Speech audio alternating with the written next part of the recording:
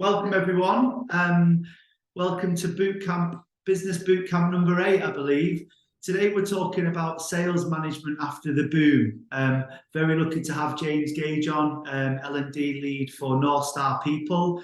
And James and I are going to be following on from a session we did a few weeks ago around nurturing your talent for success. So James, I think really to kick off today, there's been a lot of talk in the most recent Power Hive meetings and in the WhatsApp around getting the best out of your people in today's climate. So what, from a sales management point of view, what do you think the significance of sales management is in today's climate? Afternoon, everyone. Well, I think most recruiters and most management teams would agree that COVID times, once we're past all of that horrendous instability with the lockdowns, actually did provide us with some rich pickings and an exceptional climate to ultimately grow our businesses in most markets. Has that bubble burst in some areas? Yeah, I think it certainly has. In others, it's just probably not as buoyant as it was, and I'm sure for a few they're still making hay. But it is quite volatile out there in the economy. It's up and down, isn't it? Many business owners will certainly be concerned about dipping revenue and the impact of that on the bottom line, and therefore will be trying to convert their team into hunter-gatherers. Even if they were hired during this buoyant era and have become just job fillers. And I think that's quite a tough ask for a lot of people.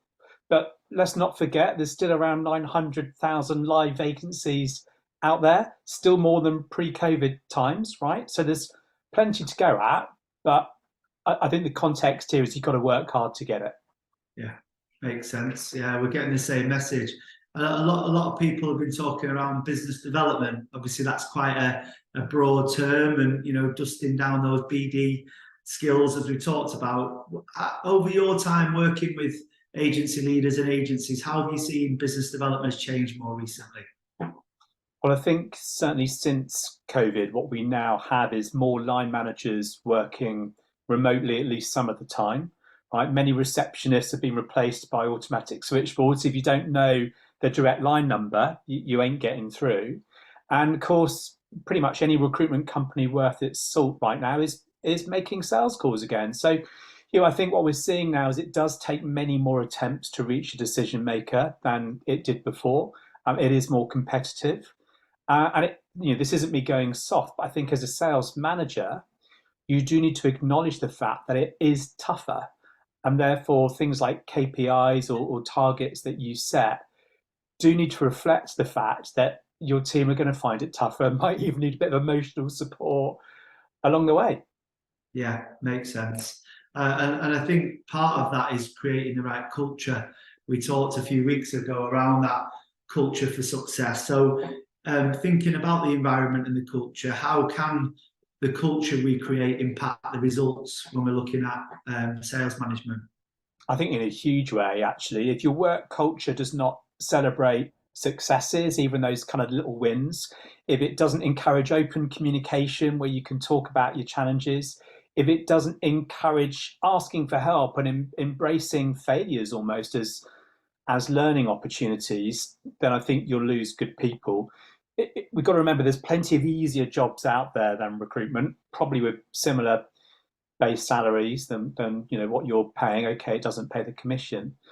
So people will just leave. But a good sales culture creates opportunities for fun, healthy competition with your colleagues, and it encourages teamwork as well. Think about cross-selling initiatives. So, a good sales culture ensures that every little small step forward is celebrated, not just the I've got a job on kind of result. So, a good sales culture makes a huge difference. It will go so far as to assess the training needs of the team, looking at the gaps in their knowledge, in their skill set, and it will support people to really develop. One of my clients recently had a BD day when everyone got involved, including their HR manager. No. So, from a culture perspective, I thought that was really fantastic. I don't know if she's got any jobs on, by the way, but I think that was a really fantastic thing to see in terms of culture. Makes sense.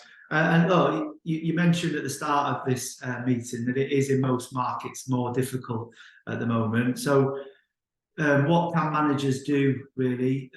Sales management wise, what can they do themselves to demonstrate how it can be done? Yeah, well, I think if you're a recruiter and you're having to do business development for the first time, I think it's really tough. There's very few experienced role models out there who are also having to BD prospect clients in today's market. Your most experienced consultants, and you included, will likely have some nice established warm client relationships that you're calling, and you don't need a prospect.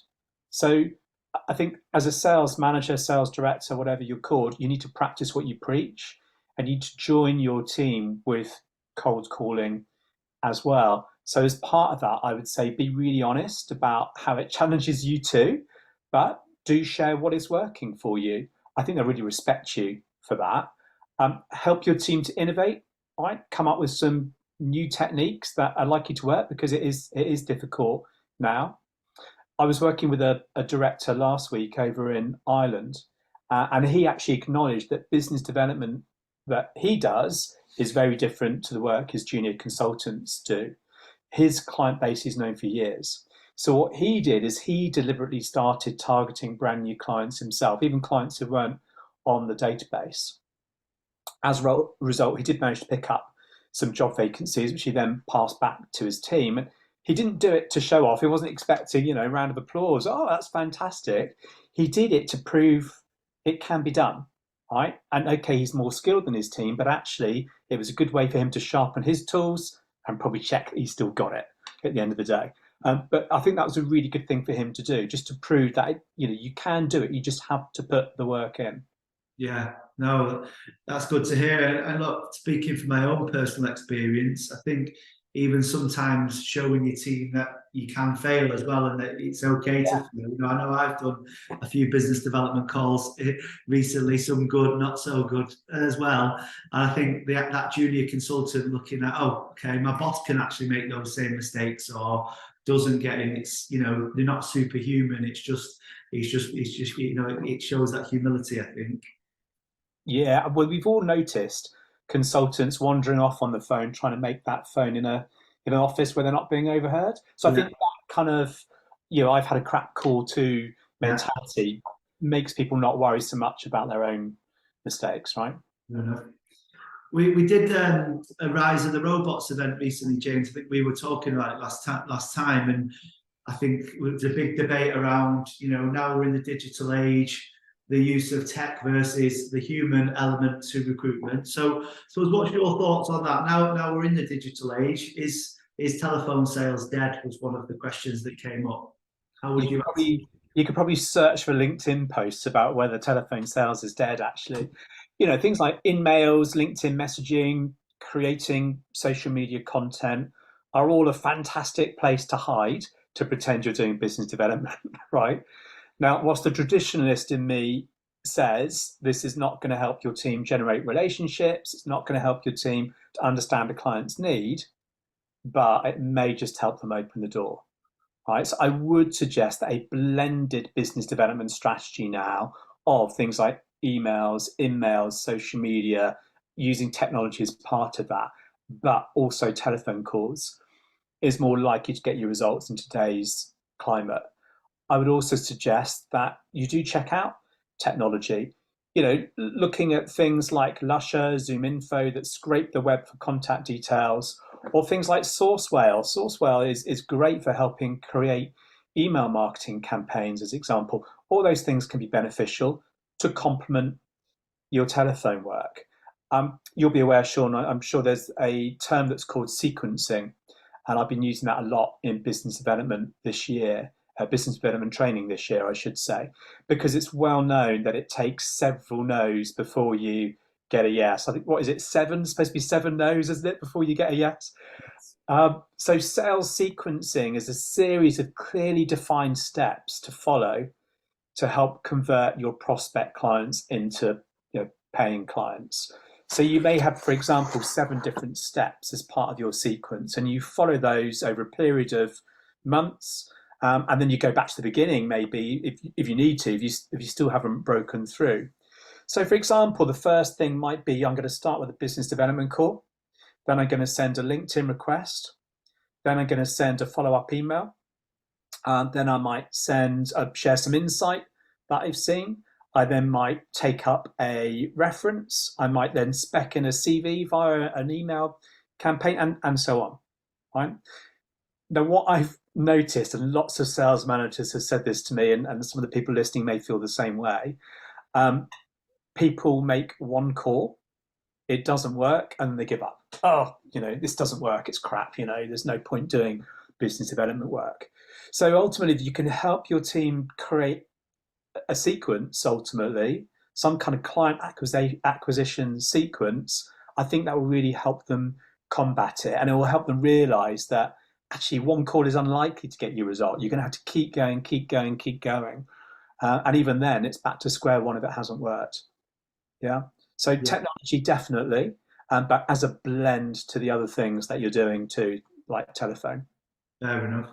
Yeah, and we had Ollie from Sourcewell at the last event actually, who was really sharing how to build those sequences, which was well received.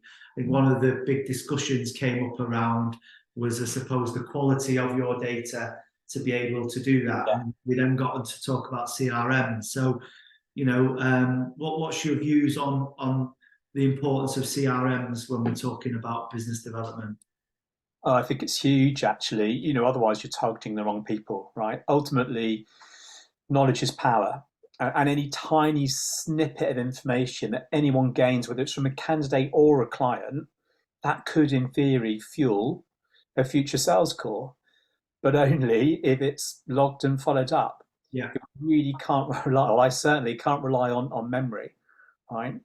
What you'll see though is there's very few people in recruitment who love their CRM. Everybody will moan about it. Oh, it's clunky, it's too slow, it's out of date. But ultimately, it is like a memory tool for you. But if it's used properly, I promise you, it will generate business for everyone. Right? It's just got to be used properly. I spoke with a client who I haven't spoken to for ages recently, and I asked him about his house move and how that went, and he was absolutely blown away that I remembered. I didn't. Um, and he started talking for the first 5 minutes of that call all about his move. Well, not being funny, but what a great way to start a call, because if someone's telling you about them, then you're rapport building, right? So that's just such a lovely way to start a conversation.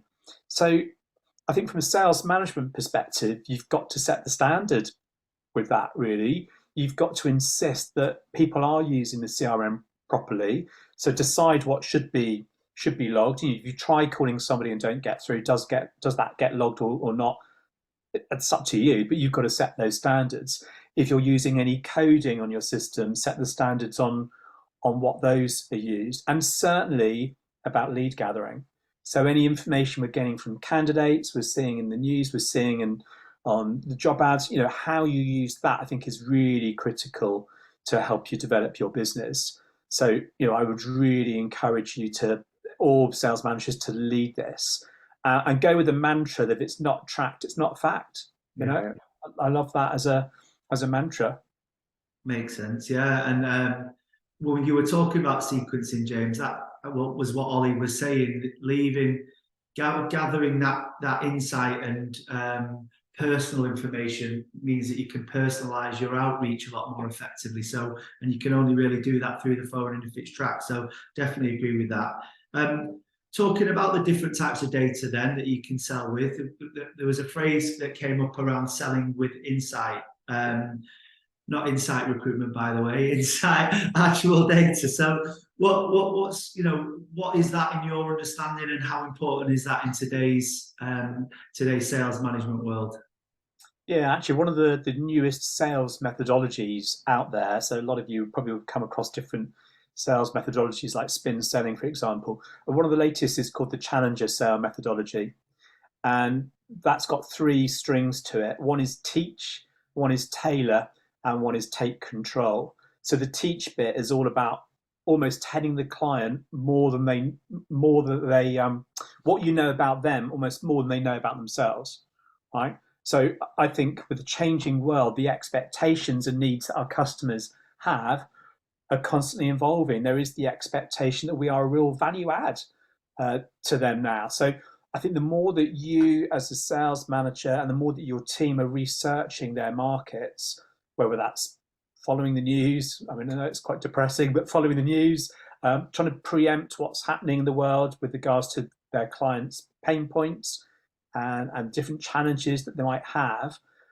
the more you're going to be able to, A, call at the right time. I think this is going to impact them. I'm going to call them.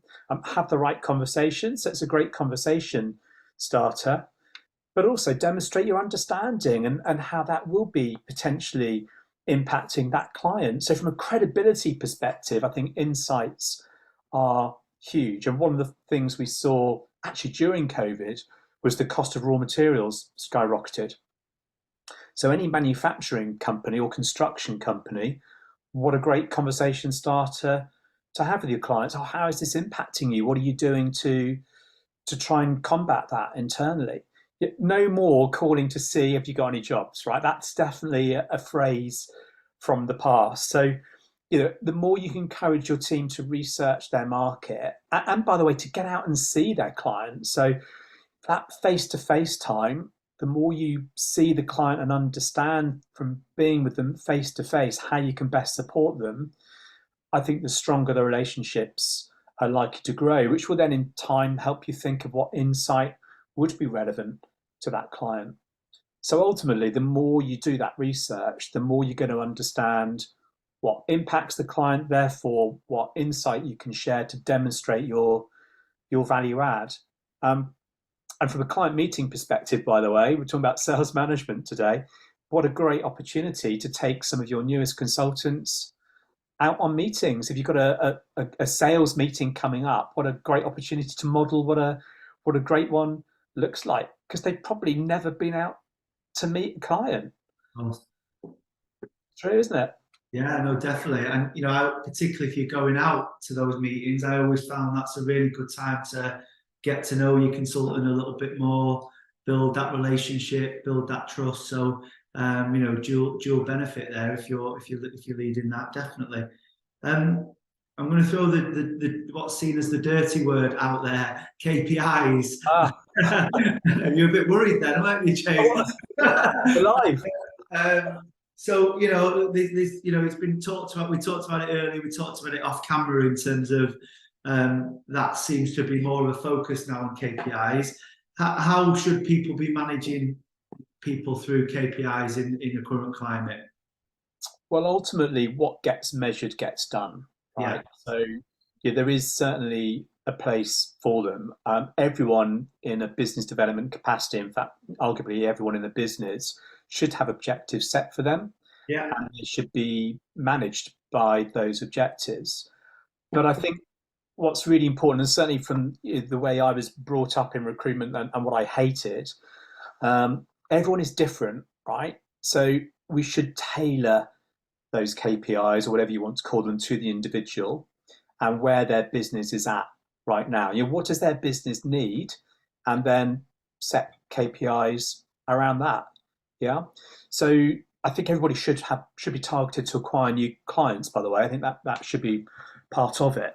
But whenever I'm on a client's premises and I'm delivering training, there is always talk about the unfairness of KPIs. So ensure they are right for that individual, never a blanket approach. I was brought up with a blanket approach. And you get to this stage, excuse me, where people put a transaction through on the CRM that they didn't actually do, just they can tick off that KPI. That's ludicrous, right? We don't want people doing that. We want KPIs that they're bought into, that they understand, that motivate them, that they will then, work towards achieving.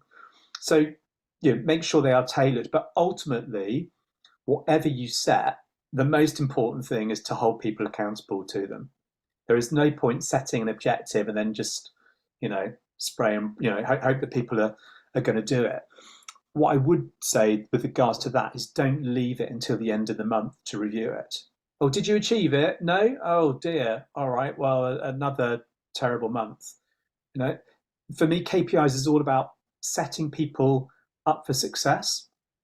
It's about understanding what their training needs, understanding maybe what mentoring or shadowing they need. It's also about understanding what management style they need, actually, in order to achieve their targets. But I also think you should manage their behaviors over their immediate results. So, what I'm saying there is the team are doing the right things, they will get the right results eventually.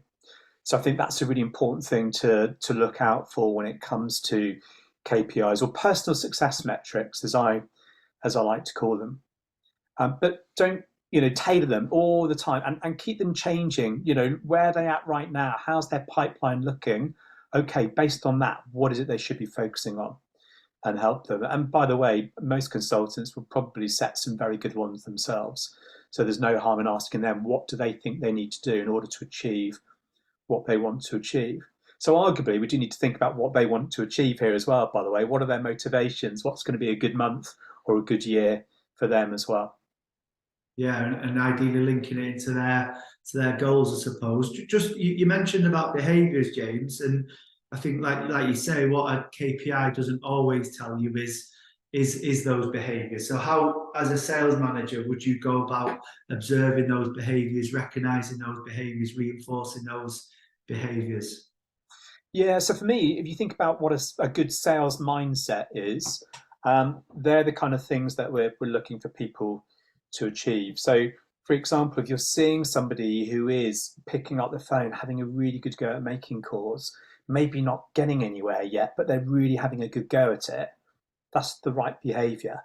Yes, there's some training needs that you might want to focus on, and how can I get them to push through those objections, for example, but they're making the calls. That's a great behavior. Um, if you've got somebody who is picking up leads from candidates, right, that's a good behavior. If they are cross-selling and getting information which is going to help their colleagues, that's a great behavior. I've come across consultants who, during their probation period, have picked up jobs for other people but haven't hit their own financial targets. There's great behaviors there, they're doing the right. How could not accept that that person is doing all the right things, that they're able to pick up jobs, albeit they've not had any for themselves just yet? They're doing the right things, and that should really be encouraged. Makes sense. And I think as humans, it's been proven that giving people recognition for good behaviours is a lot more powerful than actually giving them feedback for negative things. I think it's four times as powerful from what I remember reading. So, looking for the opportunity, like you say, to celebrate success, but also celebrate the right behaviours is important. Yeah, interesting. I was working with an IT recruitment agency, and it was underperforming. They were really struggling, actually, and I was asked to help them turn it around. And it was a very negative environment. It felt like everybody was watching their back. Every time they didn't do something or made a call that was bad, they were really being picked up on it, and that makes people very anxious. And that self-doubt, I think, really starts to creep in. So the one thing that I suggested they change is to start spotting things going well. So forget, somebody makes a crap call, and we all make crap calls. Don't even say anything, right? Just let it go. Yeah. But if you hear something that's going well, if you notice some behaviours that are really good, start picking up on that. So people start to feel the good in what they're doing. It's like that celebrating little wins I mentioned earlier. And in time, that really instills the confidence, and they start to get better and better. Yeah. We're doing something at the moment, actually, James.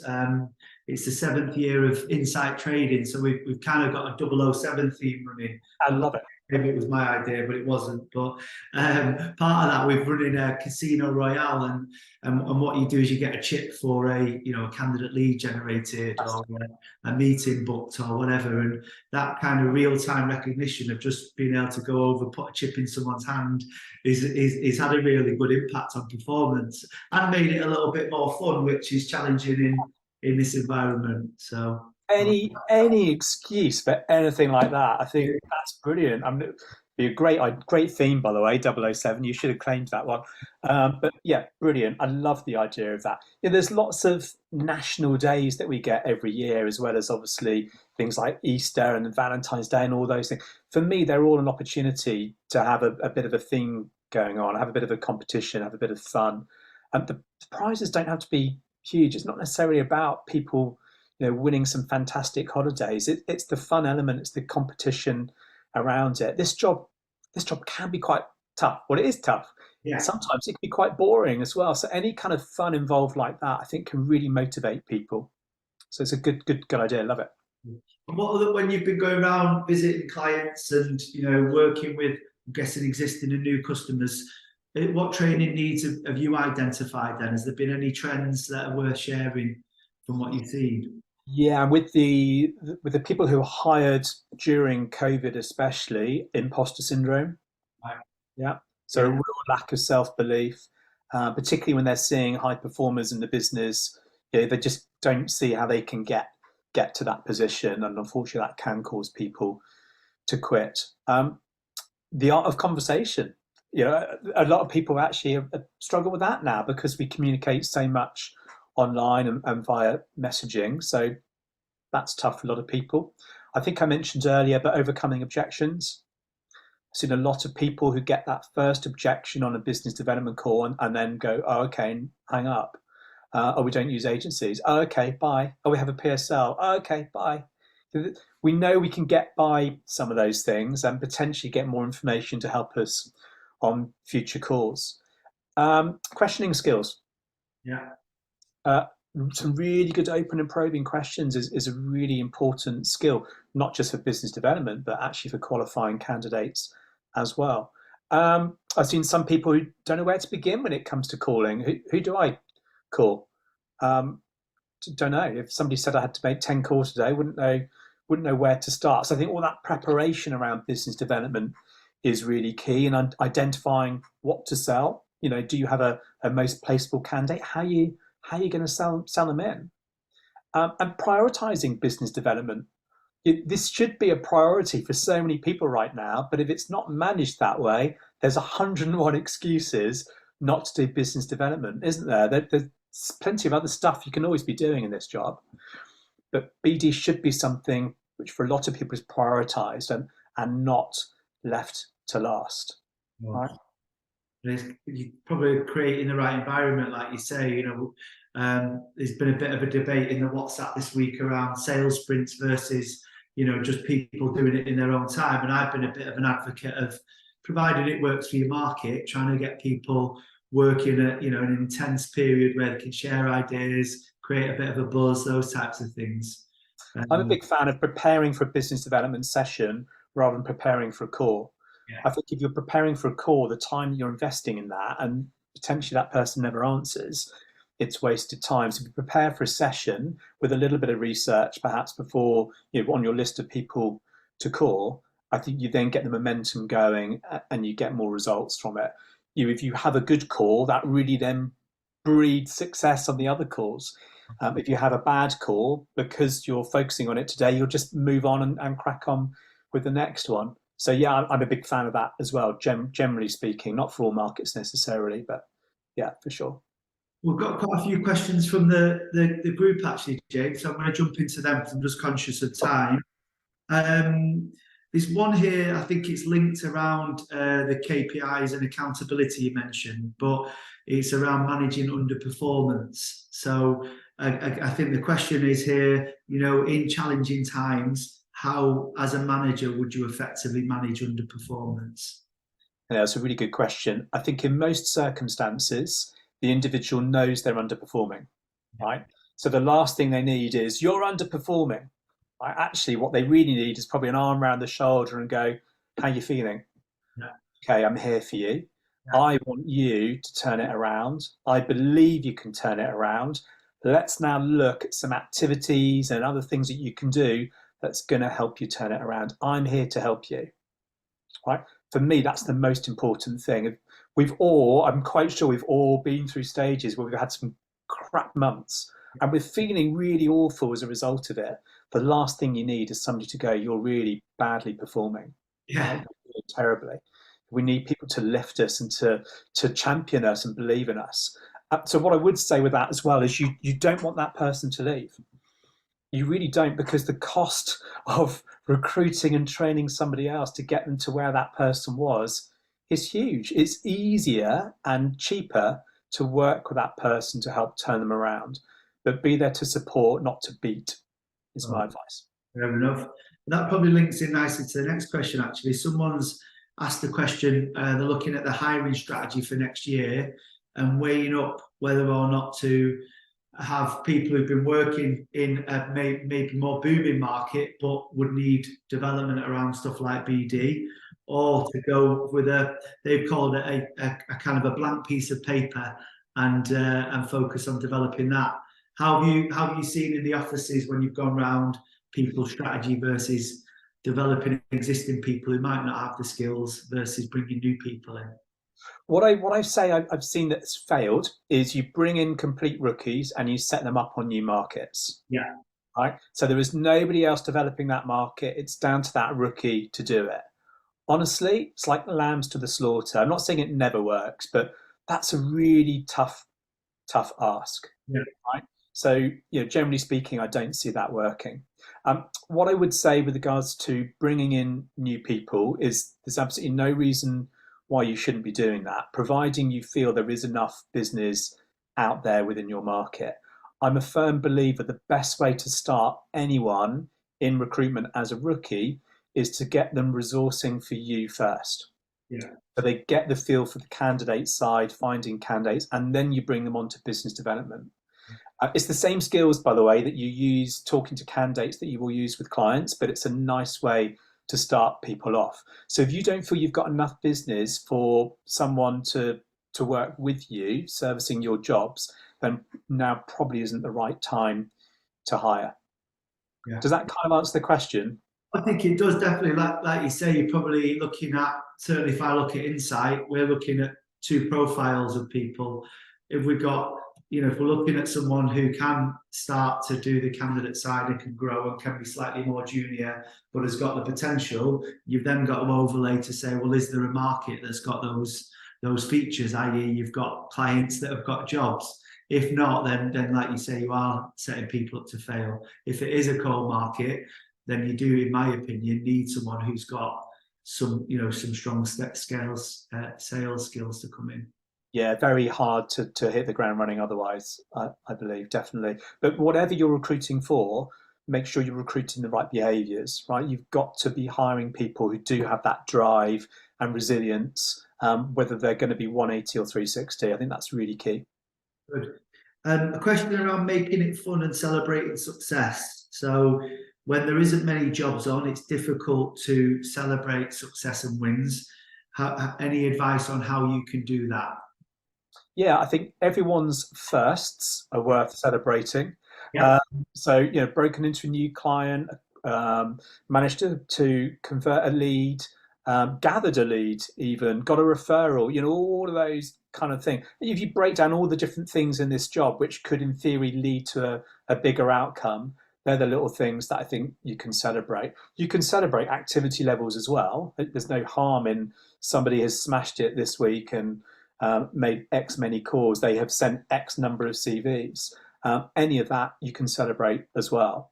Just try and break down all the different elements that you expect people to be achieving in this job, and there's an opportunity to celebrate, certainly. If somebody's, I don't know, come back from holiday and had a fantastic first week back, that's a great opportunity to say, well done, you've made such an impact in that first week back, because we all know when we come back from holiday, it takes a while to crank up again. So if you're spotting that as well, brilliant. But also the behaviours. So if somebody is maybe worked a bit later to call some candidates late in the day, acknowledge it. It's not necessarily about celebrating, but acknowledge the fact you've seen them really making the effort. Getting a client meeting, fantastic. Overcoming an objection, anything like that is definitely worth acknowledging in some way. Last question was about book recommendations, actually, James. I don't think there's a James Gage book just out just yet, is there? No, not yet. Well, just around sales management or sales, have you got any book recommendations? I know you mentioned the Challenger Sale. I think there's a book around that from what I remember. There is, actually. You can probably see it somewhere in the background. But yeah, I would recommend it. It is literally called the Challenger Sale Methodology. It is a really good book. A bit of an old one, but Spin Selling by Neil Rackham. From a sales methodology, it's probably a bit dated now, but it's all about questioning technique.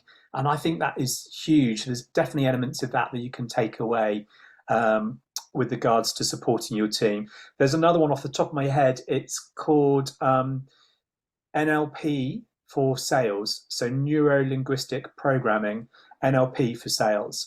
And I believe the author is Pat Hutchinson. I'll put it if I'm wrong, I'll put it in the WhatsApp group, okay? But that's one that I would recommend as well. Fair enough. And the one I've been using with my aspiring team managers is the 1 minute manager. I don't know if you've. Oh, yeah. I mean, absolutely. From point of view of managing other people, the 1 minute manager, fantastic book. It takes about 2 hours to read. It's my kind of book. So I would definitely recommend that one. There's a whole series of books within that. I'd also recommend looking at Simon Sinek. Simon Sinek is, I think I mentioned him last time actually. He's really good, and the stuff he writes, starting with Why, is a really good book. Why Leaders Eat Last, another really good book. So yeah, all of those. There's also, what's the negotiation one? Never Meet in the Middle. Yeah, I've heard of that. I haven't read it. It is on the to-do list. Yeah. So there's loads out there, and if anybody wants to message me, I'll certainly give some more. It's just off the top of my head, I probably can't remember them all, but yeah, there's the piece to follow. James, we had top 10 tips last time. Maybe top 10 books from James Gage is the next one to follow out. Brilliant. Okay, well, look, I think plenty of food for thought there. Plenty of opportunity to really go out and use these things. So thanks for your time, James. That's right. The last business boot camp is next Wednesday at 12. So thanks everyone for tuning in, and speak soon. Bye bye. Thank you. Bye.